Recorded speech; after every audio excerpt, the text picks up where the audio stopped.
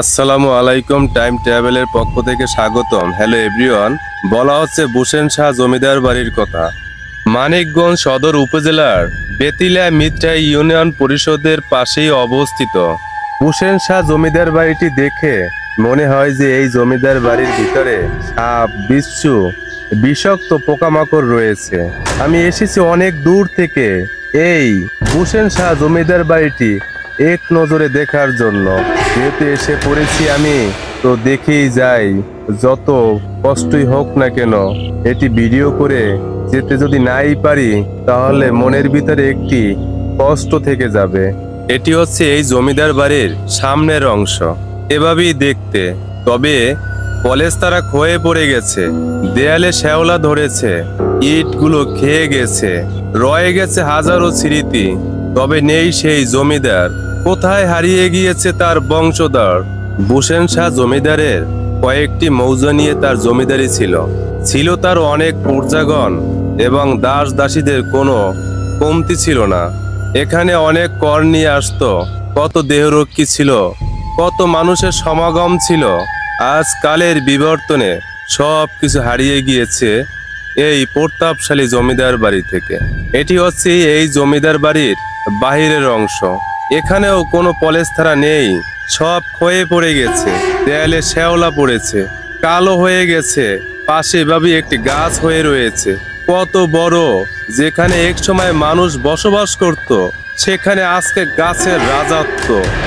এক সময়ের দাপুটীয় জমিদার বাড়ির দিনের বেলায় ভবঘুরেদের আড্ডায় পরিণত হয়েছে। রাতে ভূতের ভয় রয়েছে অনেক, তাই তো ভিতরে কেউ প্রবেশ করে না। অনেক ভয়ের ব্যাপার।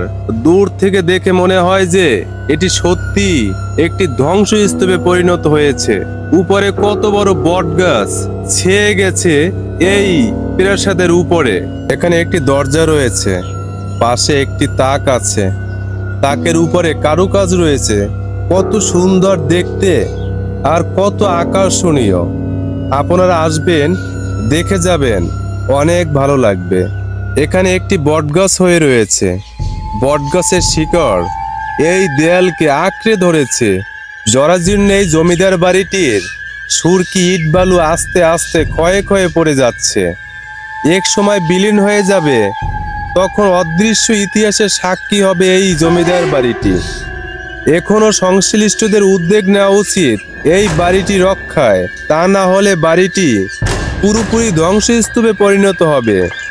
তবে স্থানীয় প্রভাবশালী ব্যক্তিরা এই জমিদারের অনেক জমি দখল করে নিয়েছে। দেখার মতো কেউই নেই, যেন কালের বিবর্তনে হারিয়ে গিয়েছে সব কিছু এই জমিদার বাড়ি থেকে। এখানে আরেকটি রুম দেখা যায়, এই রুমেও ময়লা আবর্জনা পড়ে রয়েছে। এখানে দেয়ালে একটি তাক রয়েছে, কালো হয়ে রয়েছে, পলেস্তারা ক্ষয়ে পড়ে গেছে, শ্যাওলা ধরেছে। ইটগুলো দেখা যায় রয়ে গেছে অনেক স্মৃতি। কত সুন্দর ভাবে এই প্রাসাদ নির্মাণ করেছে। এই জমিদার বাড়িতে এক সময় তার ফ্যামিলির সদস্যরা ছিল, কত হাঁটাচলা করেছে, কত অতিথিরা এখানে এসেছে, আর কত আপ্যায়ন হয়েছে, কত নাচ গানের অনুষ্ঠান করেছে। আজ সেই জমিদার বাড়ির এই অবস্থা। বাড়িটির ভিতরের অংশের অবস্থা একদমই ভুতুড়ে পরিবেশ। উপরের ছাদ ভেঙে পড়ে গেছে, রয়ে গেছে অনেক স্মৃতি।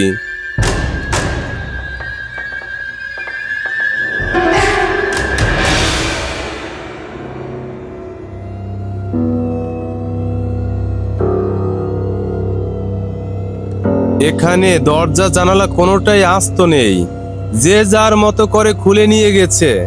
পরে রয়েছে সেই অবকাঠামো, সেগুলো দেখলে মনে হয় যে ধ্বংসস্তূপে পরিণত হয়েছে। আজ সেই জমিদার কোথায়? সেই জমিদারের বংশধররাও কোথায়? সব কিছু যেন হারিয়ে গিয়েছে এই প্রতাপশালী জমিদার বাড়ি থেকে। যেদিকে তাকাই সেদিকেই দরজা আর দরজা, কোনো অংশেই যেন কম নেই। এখানেও পলেস্তারা ক্ষয়ে পড়ে গেছে। ইটের স্তর ভেদ করে গজিয়েছে পরজীবী গাছ। সেই গাছের শিকড় কিভাবে আঁকড়ে ধরেছি এই প্রাসাদকে। এখানে ইট ক্ষয়ে পড়ে গেছে, দেয়ালে কালো হয়ে গেছে, শ্যাওলা ধরেছে, পলেস্তারা তো একেবারেই নেই। এটি হচ্ছে আরেকটি রুম। এই রুমেও চতুর্পাশেই এভাবেই অনেক দরজা রয়েছে। যেদিকে তাকাই সেদিকেই দরজা আর দরজা আর জানালা, কোনো অংশেই যেন কম নেই। তবে এক সময় এই জমিদার বাড়িতে কত ডকুমেন্ট ছিল, কত নথি ছিল, কত তহসিলদারগণ ছিল। আজকালের বিবর্তনে সব কিছু যেন হারিয়ে গিয়েছে এই জমিদার বাড়ি থেকে। উপরের তো কোনো ছাদ নেই, সবই ভেঙে পড়ে গেছে, রয়ে গেছে অনেক স্মৃতি। বাংলাদেশের আনাচে কানাচে অসংখ্য জমিদার বাড়ি রয়েছে। জমিদার বাড়িগুলো খুবই নান্দনিকভাবে নির্মাণ করা হয়েছে। প্রত্নতত্ত্ব অধিদপ্তরের তালিকায় যে সমস্ত জমিদার বাড়িগুলো রয়েছে তার বাহিরেও অনেক জমিদার বাড়ি রয়ে গেছে, সেগুলো প্রত্নতত্ত্ব অধিদপ্তরের তালিকায় নেই। যার কারণে বহু জমিদার বাড়ি ধ্বংসস্তূপে পরিণত হয়েছে।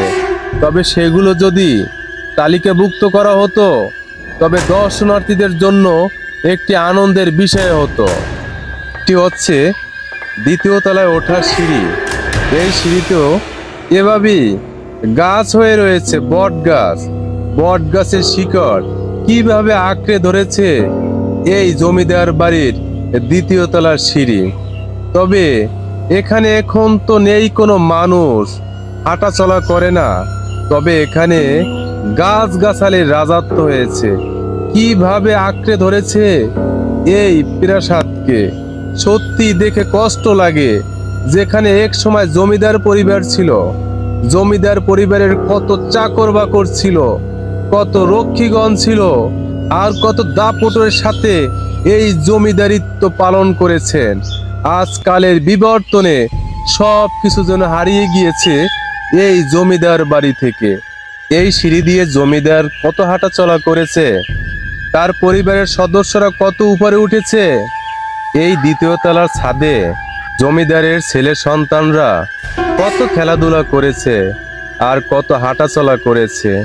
তারা কখনো বুঝতেই পারেনি তাদের জমিদারি হারিয়ে যাবে আর এই সুন্দর প্রাসাদ ছেড়ে চলে যেতে হবে।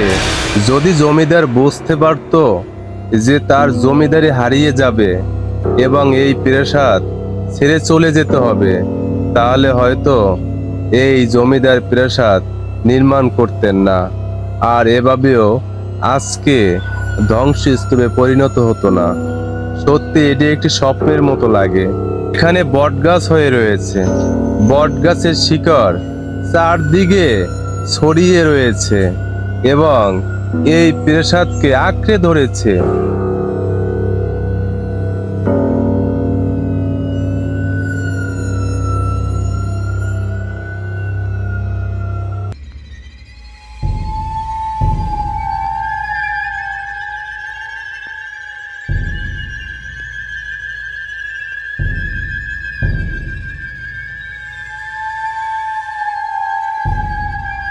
পলেস্তারা ক্ষয়ে পড়ে গেছে, ইটগুলো দেখা যায় কালো হয়ে গেছে, বনলতায় ছেয়ে গেছে। যেদিকে তাকাই সেদিকেই একটি কষ্টের ছাপ পড়ে রয়েছে। মনে হয় যে এই জমিদার বাড়ির কত ইতিহাস রয়েছে আর কত স্মৃতি রয়েছে। আজকালের বিবর্তনে সব কিছু হারিয়ে গিয়েছে এই জমিদার বাড়ি থেকে। এটিও হচ্ছে এই জমিদার বাড়ির আরেকটি অংশ। এখানে একটি গাছ দেখা যায় আর পাশে এভাবে একটি বড় দেয়াল আছে। তবে এটি দেয়াল না, এটি এই প্রাসাদের একটি কক্ষ ছিল, আজ ধ্বংসে পরিণত হয়েছে। এটি হচ্ছে সামনের অংশ, এভাবেই দেখতে। তবে কত আকর্ষণীয় আর কত নান্দনিকভাবে এটি নির্মাণ করেছে, দেখে সত্যি অনেক ভালো লাগে। এখানেও পলেস্তারা ক্ষয়ে পড়ে গেছে। এটি একটি দেয়াল, এই দেয়ালের ইটগুলো ক্ষয়ে পড়ে গেছে। ইটগুলো দেখা যায় উপরের ছাদ ভেঙে পড়ে গেছে। উপরে একটি বটগাছ হয়ে রয়েছে। কিভাবে আঁকড়ে ধরেছে এই প্রাসাদকে। আর এখানেও দেখা যায় বনলতায় ছেয়ে গেছে, পলেস্তারা ক্ষয়ে পড়ে গেছে। দেয়ালে দুটি তাক দেখা যায়। এখানে একটি বড় তাক রয়েছে, দরজা রয়েছে। কত বড় প্রাসাদ এই জমিদার বাড়ির।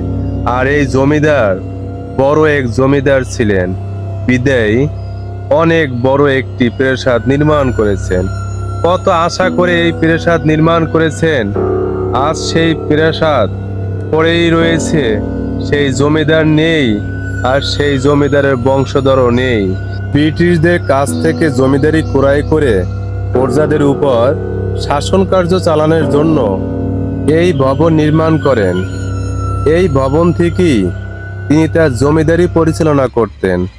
আর এক অংশে তিনি নিজে তার ফ্যামিলির সদস্যদেরকে নিয়ে বসবাস করতেন। জমিদারি আমলে বাড়ি থেকেই এলাকার কর খাজনা আদায় এবং এলাকার শাসন কার্য পরিচালনা করা হতো। অথচ এসবই আজ ইতিহাস।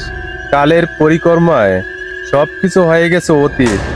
ভেঙে পড়েছে জমিদার বাড়িটি, ইটে ধরেছে নোনা, জানালা দরজা হয়ে গেছে উধাও। কিন্তু জমিদারি না থাকলেও কালের সাক্ষী হিসেবে মাথা উঁচু করে দাঁড়িয়ে আছে এই প্রতাপশালী জমিদার বাড়ি। এটি দ্বিতীয় তলায় ওঠা আরেকটি সিঁড়ি। এটি হচ্ছে সেই সিঁড়ির দরজা। এখান দিয়ে উপরে উঠতে হয়। তবে এখানেও লতাপাতায় ছেয়ে গেছে। এখানে সাপ বিষাক্ত পোকামাকড় রয়েছে। আপনারা যদি আসেন এই জমিদার বাড়িটি পরিদর্শন করার জন্য, অবশ্যই সতর্কতার সাথে এটি পরিদর্শন করবেন, নয়তোবা অনেক বিপদ হতে পারে। এখানেও বটগাছের শিকড় আঁকড়ে ধরেছে এই প্রাসাদকে। কিভাবে মনে হয় যে এটি আর বেশি দিন টিকবে বলে মনে হয় না। যদি এই প্রাসাদকে ভালোভাবে সংস্কার করা না হয় তাহলে বেশি দিন টিকবে বলে মনে হয় না। যদি এটিকে ভালোভাবে সংস্কার করা হতো তাহলে দর্শনার্থীদের জন্য একটি আনন্দের বিষয় হতো। যদি এই ভিডিওটি ভালো লেগে থাকে কমেন্ট করে জানাবেন। পরবর্তীতে ভিডিও দেখার জন্য এই চ্যানেলটি সাবস্ক্রাইব করুন এবং বেল বাটনে ক্লিক করুন। আপনাদের উৎসাহ আমাকে সাহস যোগাবে।